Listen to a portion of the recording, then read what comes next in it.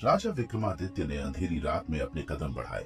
चारों ओर घना जंगल था और रात की नीरवता में उल्लू की आवाजें गूंज रही थीं। काले आकाश में बादल छाए थे और चंद्रमा की धुंधली रोशनी उन पर से झांक रही थी।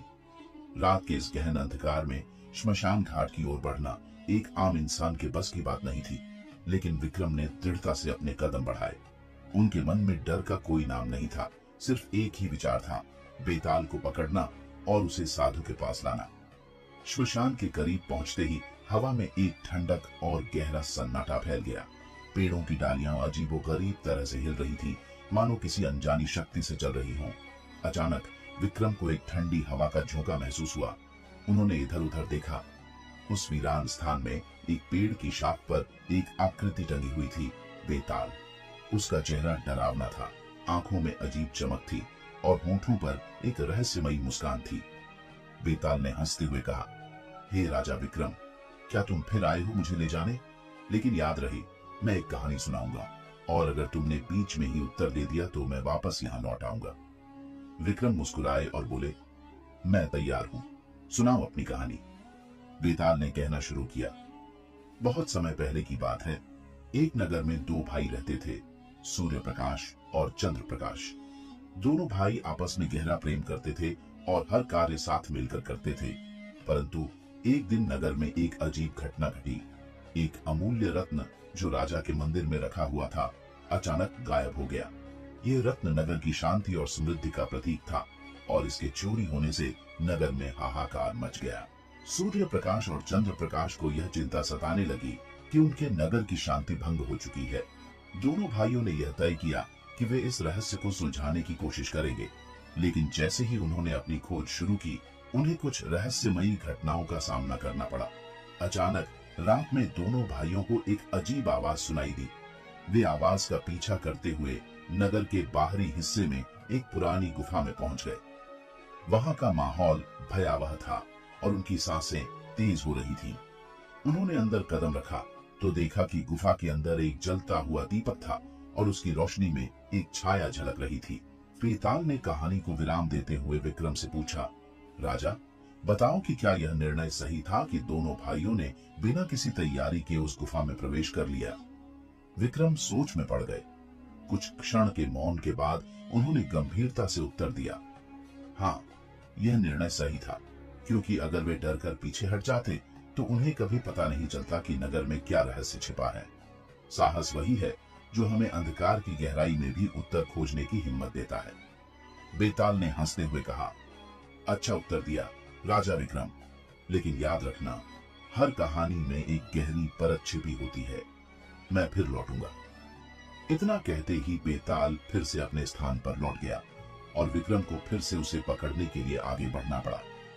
विक्रम ने जैसे ही श्मशान में कदम रखा, चारों ओर हवा का बहाव अचानक तेज हो गया। एक अजीब सी ठंड उसके शरीर में दौड़ गई, जैसे किसी ने उसकी रीढ़ की हड्डी में बर्फ भर दी हो। लेकिन विक्रम अपने संकल्प में अडिग था। उसने चारों ओर नजर दौड़ाई और देखा कि बेताल फिर से उसी पेड़ की डाल पर बैठा है। विक्रम बिना कुछ बोले उसके पास पहुंच गया। बेताल उसकी ओर देखकर फिर से हंसा। उसकी आवाज में एक रहस्यमयी मिठास और छलावा था। बेताल ने विक्रम से कहा, राजा विक्रम, मुझे खुशी है कि तुम फिर से आ गए, लेकिन मैं तुम्हें चेतावनी देता हूँ, इस बार की कहानी सरल नहीं होगी। अगर बीच में उत्तर दे दिया तो तुम हार जाओगे और मैं वापस यहाँ लौट आऊंगा। विक्रम ने दृढ़ स्वर में कहा, सुनाओ अपनी कहानी, मैं तुम्हारी हर चुनौती का सामना करने के लिए तैयार हूँ। बेताल ने अपनी कहानी शुरू की। बहुत समय पहले एक राज्य में वीरधीर और शांतनु नाम के दो मित्र रहते थे। दोनों ने बचपन से एक दूसरे का साथ निभाया और हमेशा साथ साथ रहे। वे एक दूसरे पर अटूट विश्वास करते थे। लेकिन एक दिन उनके राज्य में एक अजनबी व्यापारी आया जो अपने साथ अनेकों विचित्र वस्तुएं और कहानियां लाया। व्यापारी का दावा था कि उसके पास एक ऐसी शक्ति है जिससे वह किसी के भी मन की बातें जान सकता है। यह बात सुनते ही वीरधीर और शांतनु के मन में उत्सुकता जाग उठी। उन्होंने सोचा कि क्यों न वे भी इस व्यापारी के पास जाएं और उसकी शक्ति को परखें। वे दोनों व्यापारी के पास पहुंचे और उसे चुनौती दी कि वह उनकी मन की बातों को जाने। व्यापारी मुस्कुराया और उसने एक अदृश्य धागा दोनों के बीच बांध दिया, जिससे उनकी हर सोच आपस में मिल सके। इसके बाद व्यापारी ने कहा, अब तुम दोनों एक दूसरे की सोच को सुन सकते हो, लेकिन ध्यान रहे यह धागा केवल ईमानदारी से चल सकता है। अगर किसी ने धोखा दिया तो यह टूट जाएगा। वक्त बीतता गया और वीर धीर और शांतनु ने इस नई शक्ति का आनंद उठाया। वे एक दूसरे की सोच को समझने लगे और अपने मन की गहराइयों को एक दूसरे के साथ साझा करने लगे।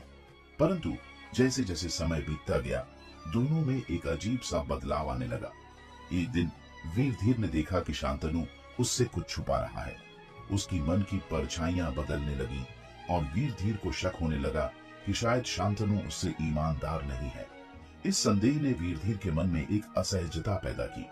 वह शांतनु की सोच को परखने की कोशिश करने लगा और धीरे धीरे उनके रिश्ते में दरारें आने लगी। एक रात वीर धीर ने एक निर्णय लिया कि वह शांतनु के मन की गहराई तक पहुंचेगा और सच्चाई का पता लगाएगा।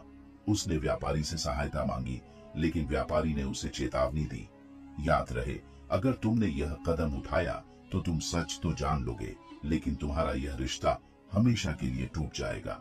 विराम लेकर बेताल ने विक्रम से पूछा, राजा बताओ कि वीर धीर का यह निर्णय सही था या गलत? क्या उसे अपने मित्र के मन की गहराई में जाने का हक था या उसे अपने मित्र पर भरोसा बनाए रखना चाहिए था? विक्रम ने कुछ क्षणों के लिए सोचा। उसकी दृष्टि में गहनता थी, मानो वह उस युग में पहुंच गया हो जहां वीर धीर और शांतनु ने अपने निर्णय लिए थे। फिर उसने कहा, धोखे का संदेह ही संबंधों को कमजोर बनाता है। जब विश्वास टूटने लगे तो मन को शांत रखना और सत्य को समझने का प्रयास करना उचित होता है। वीर धीर ने संदेह के आधार पर जो कदम उठाया वह गलत था। उसे धैर्य रखना चाहिए था और अपने मित्र को समझने का प्रयास करना चाहिए था, क्योंकि रिश्ते विश्वास से बनते हैं और संदेह उन्हें तोड़ देता है। बेताल हंसते हुए बोला, तुमने सही उत्तर दिया राजा विक्रम, लेकिन मैं फिर से अपने स्थान पर लौट रहा हूँ। इतना कहकर बेताल हवा में गायब हो गया और विक्रम को एक बार फिर अपने मार्ग पर अकेले चलना पड़ा। जैसे ही विक्रम ने बेताल को पेड़ से उतारा और अपने कंधे पर लादा, बेताल ने एक धीमी और भयावह हंसी में कहा, राजा विक्रम, एक बार फिर तुम यहाँ हो, पर इस बार की कहानी तुम्हारे साहस और विवेक का असली इम्तिहान लेगी। ध्यान से सुनो, क्योंकि एक गलत उत्तर तुम्हें इस रास्ते पर भटका सकता है। विक्रम ने एक गहरी सांस ली और अपने मन को एकाग्र कर लिया। उसकी आंखों में निडरता थी और होठों पर साहस की मूक प्रतिज्ञा। एक बार की बात है, एक नगर में राघव नाम का एक सज्जन व्यक्ति रहता था। राघव अपने सिद्धांतों और सत्य के प्रति निष्ठा के लिए प्रसिद्ध था। उसने जीवन में कभी किसी से झूठ नहीं कहा था और हमेशा सही रास्ते पर ही चला। उसकी एक ही कमजोरी थी, अपने परिवार के प्रति उसका अत्यधिक प्रेम। एक था शांत और समझदार, जो जीवन के सिद्धांतों को समझता था, और दूसरा था अधीर और स्वार्थी, जो सिर्फ अपने फायदे के बारे में सोचता था। राघव अपने छोटे बेटे की इस आदत को लेकर हमेशा चिंतित रहता था, लेकिन उसे आशा थी कि समय के साथ वह बदल जाएगा। एक दिन राघव को एक बड़े सौदे के लिए दूसरे राज्य जाना पड़ा। यात्रा के दौरान उसने अपने पुत्रों को यह सिखाने के लिए एक निर्णय लिया कि सच्चाई की शक्ति क्या होती है। उसने दोनों बेटों को एक एक कीमती वस्तु दी और कहा, यह दोनों वस्तुएं तुम्हारे पास एक बड़ी जिम्मेदारी है। इसे सुरक्षित रखना और इसका ख्याल रखना यह परीक्षा है कि तुम मेरे जाने के बाद परिवार की देखभाल कैसे करोगे। लेकिन जैसे ही राघव गया, छोटे बेटे ने उस वस्तु को बाजार में बेचने का मन बना लिया। उसे लगा कि इस वस्तु का मूल्य बहुत अधिक है और इससे उसे अच्छा मुनाफा होगा। बड़े भाई ने उसे समझाने की कोशिश की, लेकिन उसने किसी की बात नहीं मानी और वस्तु को बेच डाला। जब राघव वापस आया तो उसने दोनों बेटों से वस्तुएं मांगी। बड़ा बेटा अपनी वस्तु को सुरक्षित लौटाने में सफल रहा, लेकिन छोटे बेटे ने झूठ बोल दिया कि वह वस्तु चोरी हो गई थी। राघव को यह बात पता चल गई और उसका दिल टूट गया कि उसका पुत्र झूठ का सहारा ले रहा है। राघव ने अपने पुत्र को समझाने के लिए एक और उपाय सोचा। उसने एक और छोटी सी वस्तु उसे दी और कहा, इसका ख्याल रखना। अगर तुम इसे सचमुच संभाल कर रखोगे तो मैं जानूंगा कि तुमने अपनी गलती से कुछ सीखा है। शायद सुनते ही छोटे बेटे ने सोचा कि अगर उसने इस बार यह वस्तु खो दी या फिर बेच दी तो उसके पिता उसे कभी माफ नहीं करेंगे। लेकिन जैसे ही उसे कठिनाई आई, उसने फिर से उस वस्तु को छोड़ दिया और पैसे का लालच उसे बहकाने लगा। इतना कहकर बेताल ने विक्रम से पूछा, राजा विक्रम, बताओ कि राघव ने अपने छोटे बेटे के लिए जो रास्ता चुना वह सही था या गलत? क्या राघव को यह उम्मीद रखनी चाहिए थी कि उसका पुत्र बदल सकता है, या उसे सच्चाई का सबक सिखाने के लिए कठोर कदम उठाने चाहिए थे? विक्रम ने कुछ देर सोचा और फिर बोला, राघव ने सही किया कि उसने अपने पुत्र को एक और अवसर दिया। जीवन में कई बार हमें दूसरों को सुधरने का मौका देना चाहिए, क्योंकि हर व्यक्ति की प्रवृत्ति बदल सकती है। लेकिन साथ ही अगर व्यक्ति बार बार गलती दोहराता है तो उसे कठोर सजा देकर ही सुधारा जा सकता है। बेताल हंसते हुए बोला, सही उत्तर दिया राजा विक्रम, लेकिन मैं फिर से अपने स्थान पर लौट रहा हूँ। बेताल ने कहानी को शुरू किया। राजा विक्रम, बहुत समय पहले एक राज्य में एक समर्पित और निष्ठावान सैनिक रहता था। उसका नाम वीरेंद्र था। वीरेंद्र के साहस की गाथा पूरे राज्य में प्रसिद्ध थी। राजा को उस पर पूरा विश्वास था और उसने कई युद्धों में अपनी बुद्धिमानी से राज्य की रक्षा की थी। वीरेंद्र की एक खासियत थी कि वह अपने राजा के प्रति पूर्ण निष्ठा रखता था, लेकिन उसके जीवन में भी एक बड़ा मोड़ तब आया जब उसे अपनी निष्ठा और अपनी आत्मा की आवाज के बीच चुनाव करना पड़ा। राजा ने उसे एक गुप्त मिशन पर भेजा, जिसमें उसे राज्य के एक पुराने खजाने की रक्षा करनी थी। इस खजाने के पास पहुंचने के बाद वीरेंद्र को एक अजीब स्थिति का सामना करना पड़ा। खजाने के साथ एक रहस्यमय ग्रंथ रखा था, जो उसकी नजरों में आकर्षण का केंद्र बन गया। ग्रंथ पर एक चेतावनी अंकित थी, जो इसे खोलेगा उसे इसकी सच्चाई का भार उठाना होगा। वीरेंद्र असमंजस में था। उसके भीतर का वीर योद्धा उसे उस ग्रंथ को न खोलने के लिए कह रहा था, लेकिन उसकी जिज्ञासा ने उसे उलझा दिया। उसने स्वयं से कहा कि यदि उसे सच्चाई जाननी है तो उसे इस ग्रंथ को खोलना होगा। वीरेंद्र ने जैसे ही ग्रंथ खोला, उसमें लिखे वचन प्रकट हुए, जिसने निष्ठा का बल छोड़ा उसने अपने जीवन का सारा बल खो दिया। इन शब्दों ने वीरेंद्र के मन में एक घबराहट और डर पैदा कर दिया। उसकी निष्ठा की परीक्षा हो रही थी। ग्रंथ के अनुसार अगर वीरेंद्र इस रहस्य को अपने पास रखता तो उसे कोई भी शक्ति नहीं डिगा पाती, पर अगर उसने इसे दूसरों से साझा किया तो उसके भीतर का बल समाप्त हो जाएगा। वहां से लौटते वक्त वीरेंद्र को खजाने को सुरक्षित रखने की जिम्मेदारी का ध्यान था, लेकिन जैसे ही वह शहर की ओर बढ़ा, उसके सामने एक ऐसा भयानक दृश्य आया जिसने उसके साहस को हिला दिया।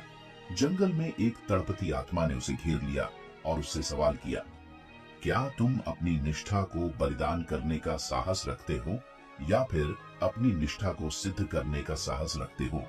वीरेंद्र ने अपनी आंखें बंद कर ली और उस आत्मा से कहा, मैं अपने राजा के प्रति निष्ठावान हूँ। मैंने कुछ भी नहीं देखा और कुछ भी नहीं जाना। मैं सिर्फ अपने कर्तव्य का पालन करने आया हूँ। इतनी कहानी सुनाने के बाद बेताल ने विक्रम से कहा, राजा विक्रम, वीरेंद्र ने अपनी निष्ठा बनाए रखी और सच्चाई का बोझ सहा, लेकिन तुम्हारे विचार में क्या वीरेंद्र ने सही किया? क्या उसकी आत्मा के कहे अनुसार उस पर सच्चाई को प्रकट करने का बोझ था, या उसने निष्ठा के कारण अपने कर्तव्य को सही तरीके से निभाया? विक्रम ने कुछ देर तक सोचा और फिर दृढ़ स्वर में उत्तर दिया, वीरेंद्र ने सही किया। निष्ठा और सत्य एक योद्धा के सबसे बड़े गहने होते हैं। जब वीरेंद्र ने अपनी निष्ठा का पालन किया, उसने खुद की अंतरात्मा को संतुष्ट किया। सच्चाई का बोझ हमेशा सच्चाई को उजागर करना नहीं होता, बल्कि उसे आत्मसात करना भी होता है। वीरेंद्र का कर्तव्य था कि वह अपने राजा के प्रति निष्ठा रखे और उसने उसी कर्तव्य का पालन किया। बेताल हंसते हुए बोला, बहुत सही उत्तर दिया राजा विक्रम, लेकिन मैं फिर से अपने स्थान पर लौट रहा हूँ। बेताल ने कहानी शुरू की। बहुत समय पहले एक शक्तिशाली राज्य में एक न्यायप्रिय राजा शासन करता था। उस राजा का नाम अजय था और वह अपने प्रजा की भलाई के लिए हर संभव प्रयास करता था। उसके राज्य में न्याय और सत्य का पालन होता था। किसी भी अपराधी को दंडित करने में वह बिल्कुल भी नहीं झिझकता था, चाहे वह कितना भी शक्तिशाली क्यों न हो। एक दिन राजा के सामने एक अजीब समस्या आ खड़ी हुई। राज्य के एक प्रमुख मंत्री का पुत्र एक बड़े अपराध में लिप्त पाया गया। उस पर राज्य के सबसे बड़े मंदिर में चोरी का आरोप था। जनता में आक्रोश फैल गया और सभी लोग चाहते थे कि मंत्री के पुत्र को दंड मिले। मंत्री ने राजा के पास जाकर अपने पुत्र के लिए क्षमा मांगी। उसने कहा, महाराज, मेरा पुत्र नादान है। मैं वादा करता हूं कि वह भविष्य में ऐसा अपराध कभी नहीं करेगा। कृपया उसे एक अवसर और दें। राजा अजय धर्म संकट में पड़ गया। एक ओर उसका न्याय और सत्य का पालन करने का कर्तव्य था और दूसरी ओर उसके मंत्री का भावुक आग्रह। अगर वह अपने मंत्री के पुत्र को क्षमा कर देता तो राज्य के कानून की अवहेलना होती, लेकिन यदि उसे कठोर दंड देता तो मंत्री के परिवार का अपमान होता। राजा ने अपनी अंतरात्मा से प्रश्न किया, क्या मेरे न्याय का उद्देश्य सिर्फ कानून का पालन करना है या उसका उद्देश्य हर किसी के प्रति एक समान व्यवहार करना है? अंततः उसने अपने भीतर न्याय का मार्ग चुना और मंत्री के पुत्र को सजा देने का निर्णय लिया। राजा ने जनता के सामने अपना फैसला सुनाया। मेरे राज्य में सभी के लिए कानून समान है, चाहे कोई कितना भी बड़ा क्यों न हो। अगर वह अपराध करता है तो उसे दंड मिलेगा। राजा का यह फैसला सुनकर मंत्री स्तब्ध रह गया, लेकिन उसने अपने राजा की न्यायप्रियता का सम्मान किया और स्वयं अपने पुत्र को दंड का पालन करने के लिए प्रेरित किया। राजा अजय के इस न्यायपूर्ण फैसले ने उसकी प्रजा में न्याय के प्रति विश्वास को और गहरा कर दिया। जनता ने देखा कि राजा ने अपने निजी संबंधों को त्याग कर न्याय का पालन किया। यह घटना राज्य की संस्कृति में न्याय और सच्चाई के मूल्य को और अधिक मजबूत कर गई। कहानी सुनाकर बेताल ने विक्रम से पूछा, राजा विक्रम, बताओ कि अजय ने जो फैसला लिया क्या वह सही था? क्या अपने मंत्री के पुत्र को क्षमा कर देना भी एक न्यायपूर्ण कदम होता? विक्रम ने कुछ क्षण सोचा और फिर गंभीरता से उत्तर दिया, अजय का निर्णय सही था। एक राजा का कर्तव्य होता है कि वह अपने राज्य में सभी के लिए न्याय और समानता का पालन करे। अगर अजय ने अपने मंत्री के पुत्र को क्षमा कर दिया होता तो राज्य की जनता के लिए न्याय का कोई महत्व नहीं रह जाता। अजय का बलिदान और उसका निर्णय न्याय के प्रति उसकी सच्ची निष्ठा को दर्शाता है। उसका यह कदम उसकी प्रजा के लिए एक उदाहरण बन गया कि न्याय में किसी प्रकार की भेदभाव नहीं होती। बेताल ने ठहाका लगाते हुए कहा, सही उत्तर दिया राजा विक्रम, लेकिन मैं एक बार फिर अपनी जगह पर लौट रहा हूँ। और इस तरह राजा विक्रम और बेताल की अद्भुत कहानियां हमें न्याय, निष्ठा, साहस और बलिदान के अनमोल सबक सिखाती हैं। हर कहानी एक नए रहस्य को उजागर करती है, जो हमें सोचने पर मजबूर कर देती है कि जीवन की सच्ची राह क्या है। विक्रम का दृढ़ संकल्प और बेताल के गूढ़ प्रश्न हमारी भारतीय पौराणिक कथाओं का वो अनमोल खजाना है जो हर पीढ़ी को प्रेरणा देता है। अगर आपको हमारी भारतीय संस्कृति और इतिहास की ऐसी ही रहस्यमयी, रोमांचक और ज्ञानवर्धक कहानियां पसंद हैं, तो जुड़िए हमारे चैनल पौराणिक इतिहास के साथ। हमारे चैनल को सब्सक्राइब करें और हमारे नए वीडियो को देखने के लिए घंटी के निशान पर क्लिक करें। हर सप्ताह हम आपको ले चलेंगे पौराणिक गाथाओं की उस दुनिया में जहां रोमांच और रहस्य का मिलन होता है। तो साथ आइए और पौराणिक इतिहास की गहराइयों में खो जाइए।